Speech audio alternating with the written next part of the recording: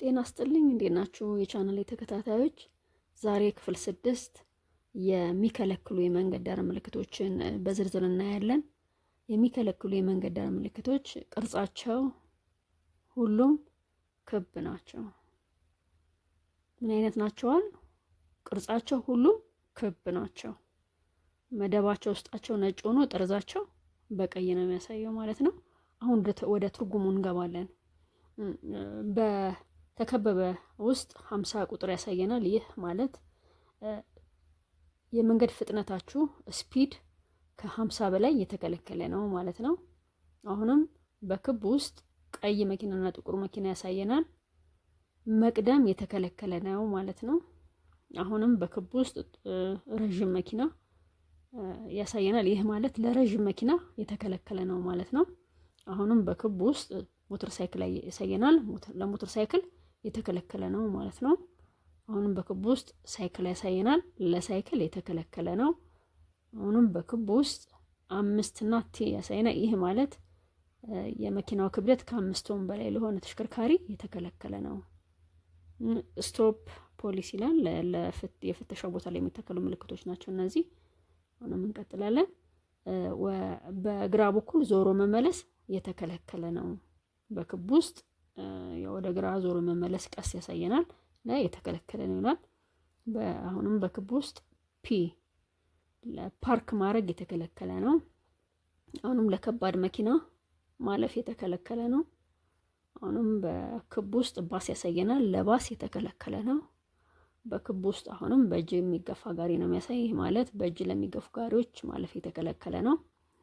አሁንም በክብ ውስጥ 2 ቶን ያሳየናል። የመኪናው የአክስሉ ክብደት ከ2 ቶን በላይ ከሆነ ማለፍ የተከለከለ ነው ማለት ነው። ስቶፕ ከስተ ማለት ለፍተሻ የምንቆምበት ቦታ ላይ የሚተከሉ ምልክቶች ናቸው። አሁን ወደ ግራ ማጠፍ የተከለከለ ነው። ውስጥ ወደ ግራ የሚያሳይ ቀስት አለ፣ የተከለከለ ነው ማለት ነው። አሁንም በክብ ውስጥ መደቡ ሰማያዊ ሆኖ በቀይ የሚያሳያለ። ይህ ማለት ፈጽሞ መቆም፣ መጫን፣ ማውረድ የተከለከለ ምልክት ነው፣ የሚከለከል ምልክት ነው ማለት ነው። አሁንም በክብ ውስጥ መኪና ያሳየናል። ይህ ማለት ለትንሽ መኪና የተከለከለ ነው ማለት ነው። አሁንም በክብ ውስጥ ለከባድ መኪና ስዕል ያሳየናል። ይህ ማለት ለከባድ መኪና የተከለከለ ነው ማለት ነው። በክብ ውስጥ አሁንም ፈረስ ጋር ያሳየናል። ይህ ማለት ለፈረስ ጋር የተከለከለ ነው ማለት ነው። አሁንም በክብ ውስጥ 3.5 ሜትር ማለት የመኪናው ከመሬት አንስቶ እስከ ላይ እስከ ጫነው ጭነት ድረስ ርዝማኔው ከ3.5 ሜትር በላይ የተከለከለ ነው ማለት ነው። አሁንም በክብ ውስጥ የጥሩምባ ምልክት ያሳያል። ይህ ማለት ለጥሩምባ ማድረግ ክላክስ ማድረግ የተከለከለ ነው ማለት ነው። አሁንም ወደ ቀኝ መታጠፍ የተከለከለ ነው የሚል ምልክት ነው።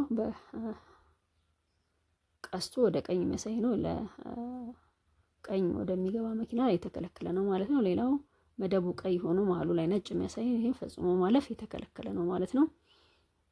አሁን በክብ ውስጥ ቀይ ትልቅ መኪናና ትንሽ መኪና ያሳየናል። ይህ ማለት ለትልቅ መኪና መቅደም የተከለከለ ነው ማለት ነው።